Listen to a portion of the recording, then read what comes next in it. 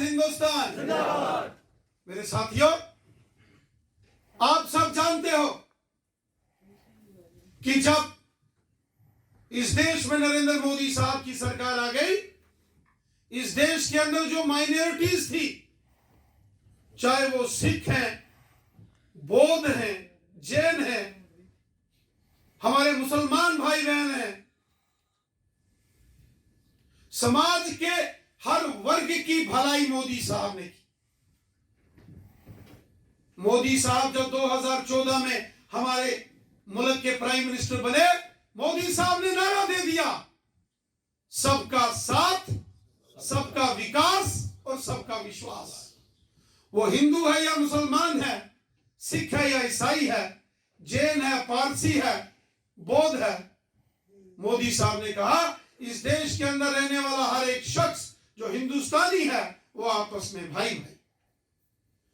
और जो मोदी साहब ने स्कीम्स लॉन्च की, आप देखो, प्रधानमंत्री किसान सम्मान निधि, तो कितने हमारे ऐसे सिख भाई हैं, कितने हमारे मुसलमान भाई हैं, बुद्धिस्ट हैं, जिनके सीधे खाते में 6-6 हजार रुपया प्राइम मिनिस्टर मोदी साहब की योजनाओं का सीधा उनके अकाउंट्स में आता है।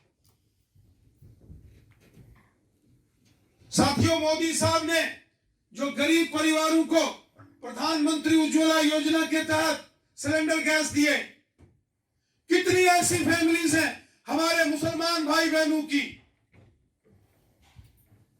गुजर बकरवालों की, पहाड़ी कबीले के लोगों की, जिनको फ्री गैस के सिलेंडर कनेक्शन मिले, फ्री। कोरोना काल में मोदी साहब ने मुल्क के अंदर 80 करोड़ लोगों को फ्री राशन दिया, 135 करोड़ हिंदुस्तानियों को फ्री वैक्सीनेशन लगाई, सबके लिए लगाई। ये है मोदी सरकार। ये हर एक शख्स की सरकार है जो मोदी सरकार है। मोदी सरकार ने सबका भला किया। मोदी है तो मुमकिन है। जो माइनॉरिटीज हैं, जो हमारे देश के अंदर रहने वाले अल्पसंख्यक माइनॉरिटी कम्युनिटीज, सिख हैं, हमारे मुसलमान भाई बहन हैं, जैन हैं, बौद्ध हैं, पारसी हैं, समाज के क्रिश्चियंस हैं, समाज के हर वर्ग का ख्याल मोदी साहब ने रखा है। मोदी साहब ने जब भी स्कीमें बनाई, सबके लिए बनाई। आयुष्मान भारत का 5-5 लाख के जो गोल्डन कार्ड्स बन रहे हैं, हेल्थ कार्ड मोदी साहब ने बनाए। भगवान न करे, खुदा वाहिगुरु न करे कि कोई आदमी कभी बीमार हो, लेकिन अगर कोई आदमी बीमार हो जाए, एक साल में एक हेल्थ कार्ड से एक परिवार में 5-5 लाख रुपया यही मोदी सरकार सबको देती है। ये कोई छोटी मोटी स्कीम है क्या? आप बताओ, आप लोगों को इसका फायदा हो रहा है कि नहीं हो रहा है? आपके खाते में 6-6 हजार आ रहा है कि नहीं आ रहा है? मुफ्त राशन मिल रहा है कि नहीं मिल रहा? कोरोना के फ्री वैक्सीनेशन, इंजेक्शन, टीके लगे कि नहीं लगे? सबको मिले, किसी के साथ कोई भेदभाव नहीं। ये मोदी सरकार सबकी सरकार है। मेरे भाइयों बहनों, मोदी साहब ने कहा, आपने देखा जो हमारे सिख भाई बहन हैं, सिख भाइयों की एक लंबी डिमांड थी कि गुरु गोविंद सिंह जी महाराज जी के जो 4 साहिबजादे, उनकी कुर्बानी के ऊपर बाल दिवस होना चाहिए, चिल्ड्रंस डे। मोदी साहब ने वीर बाल दिवस उसकी घोषणा कर दी और कह दिया कि गुरु गोविंद सिंह जी महाराज जी के बच्चों की शहादत की याद में हर साल 26 दिसंबर के दिन वीर बाल दिवस के रूप में मनाया जाएगा। ये हिस्टोरिकल डिसीजन है भारतीय मोदी जनता साहब का। Party Bharatiya Janata party. इस देश में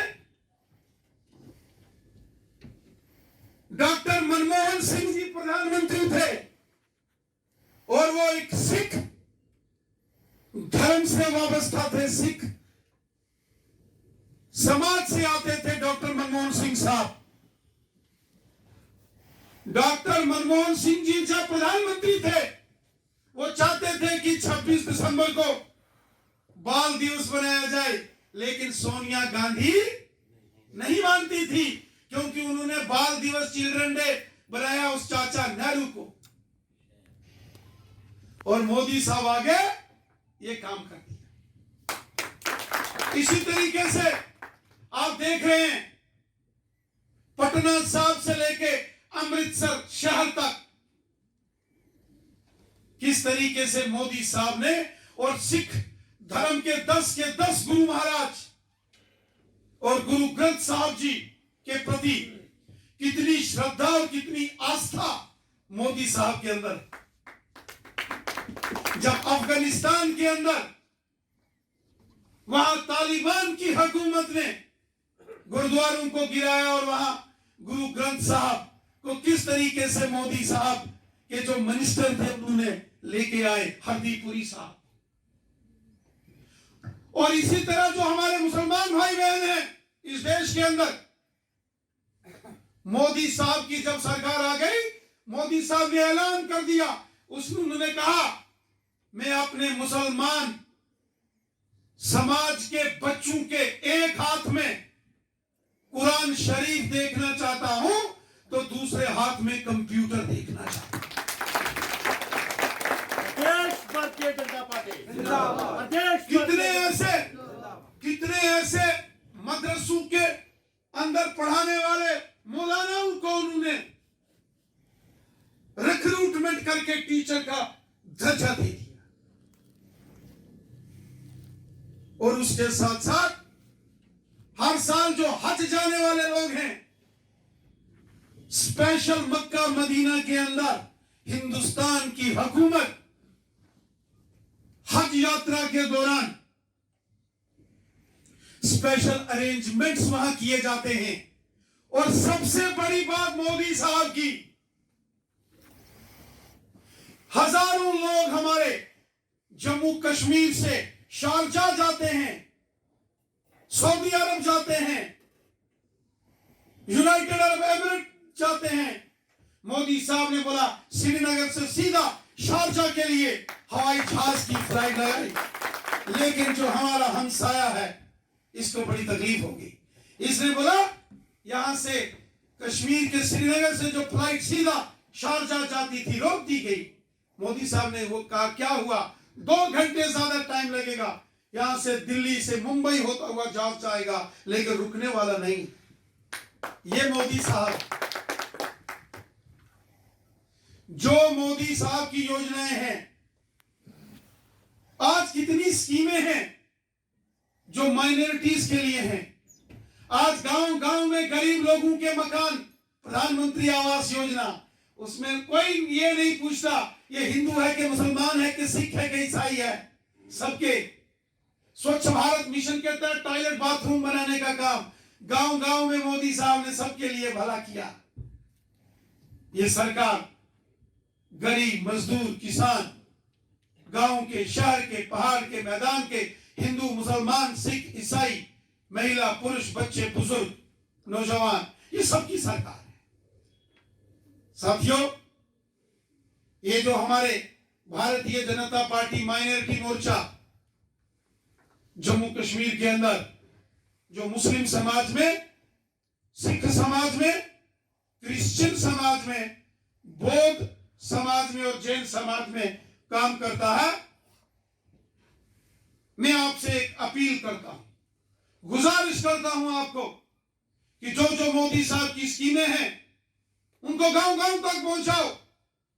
आम गरीब, मजदूर, किसान, सबको इसका फायदा होना चाहिए। जिस भले के लिए जिस मिशन के लिए मोदी साहब ने ये स्कीमें लगाई हैं, उन स्कीमों से लोगों को फायदा होना चाहिए। आज मोदी साहब ने जम्मू कश्मीर के अंदर गुजर बकरवाल और गद्दी सिपी लोगों को यहां जंगलों में रहने के फॉरेस्ट राइट्स एक्ट दिए, जमीनों के मालिकाना हक गुजर बकरवालों को दिए, पॉलिटिकल रिजर्वेशन दी और इंटर डिस्ट्रिक्ट जैसा काला कानून जो एनसी कांग्रेस पीडीपी ने लगाया था वो खत्म किया। और साथ ही साथ मोदी साहब ने पहाड़ी कबीले के लोग, पहाड़ी कबीला जो जम्मू कश्मीर के अंदर 12 लाख पॉपुलेशन है और ज्यादातर लोग हमारे मुसलमान भाई बहन हैं, आज उनका भी अगर किसी ने नाम लिया, उनके साथ भी अगर इंसाफ की राह पर किसी ने कदम उठा आगे बढ़ाया है, वो मोदी साहब। तो मेरी आपसे गुजारिश है, ये माइनॉरिटी मोर्चा पहाड़ी कबीले के लोगों को भी अपने साथ जोड़ो, एसटी के लोगों को भी अपने साथ जोड़ो और पूरे जम्मू कश्मीर के अंदर एक सियासी तूफान खड़ा करके रखो यार। और जो भारतीय जनता पार्टी का मिशन है, मिशन 50+, 50 से ज्यादा सीटें लेकर रियासत जम्मू कश्मीर में बीजेपी की हुकूमत बने, ये भारतीय जनता पार्टी माइनॉरिटी मोर्चा ने ये काम करना है और मुझे आप पर विश्वास है, आप ये काम कर सकते हैं मेरे साथियों, और आप करेंगे।